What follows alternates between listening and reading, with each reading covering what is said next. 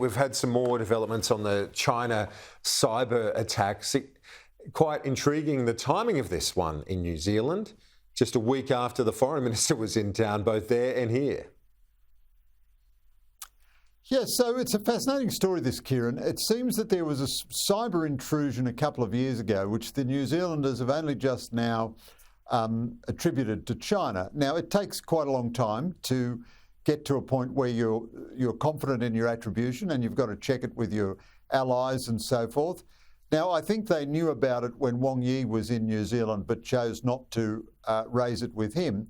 That's a sign of weakness. But on the other hand, the fact that they're speaking out at all and naming China publicly, that's a sign of growing strength in New Zealand and a little bit of strategic reorientation. They're coming back to reality after the long bad dream of Jacinta Ardern.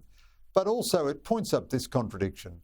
So Wong Yi visits New Zealand and Australia, and everybody falls over themselves saying how fabulous the bilateral relationship is now. And Paul Keating says we must never, ever be irreverent about China ever again.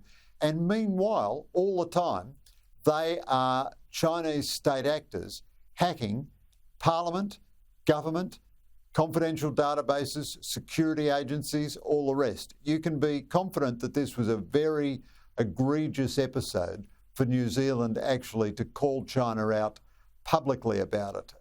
So that's quite a strong development, and it shows that the underlying strategic realities of China's behaviour don't change, whether it's being sweet or sour, on the diplomatic front.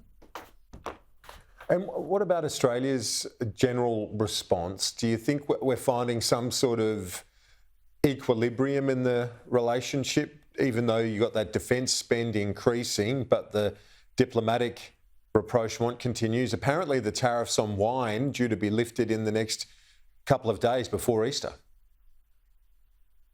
No, Kieran, so I interpret it a bit differently from the consensus. I think the Albanese government is drifting dangerously on China.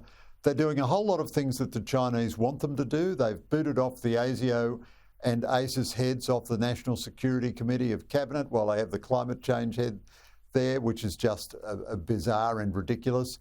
They seem to be getting ready to kill, if not completely cripple forever, the Australian Strategic Policy Institute. That was one of China's demands. So the government has stopped appointing new board members to ASPI. They've taken its funding from a 4-year to a 2-year or even 1-year basis. And now they're having an inquiry about why the government should spend money subsidising strategic think tanks. So these are two significant gestures that China wanted. The fact that China wanted these things to happen ought to be enough to make Albanese not do them.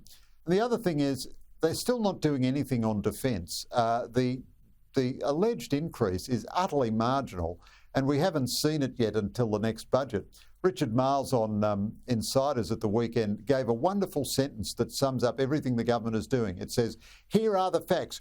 We have increased defence spending over the next 10 years. The problem is we have increased as the past tense, over the next 10 years is the future tense. In the 3 years of the Albanese government, we've seen nothing on defence, and although Albanese inherited AUKUS and has stuck with it, that's about all he's done. He hasn't done a single other thing. And now, except for Penny Wong's press conference, which she was rightly praised for, the government won't ever say boo to a goose about China, won't mention China. So the British Defence and Foreign Secretary say we need AUKUS because of China.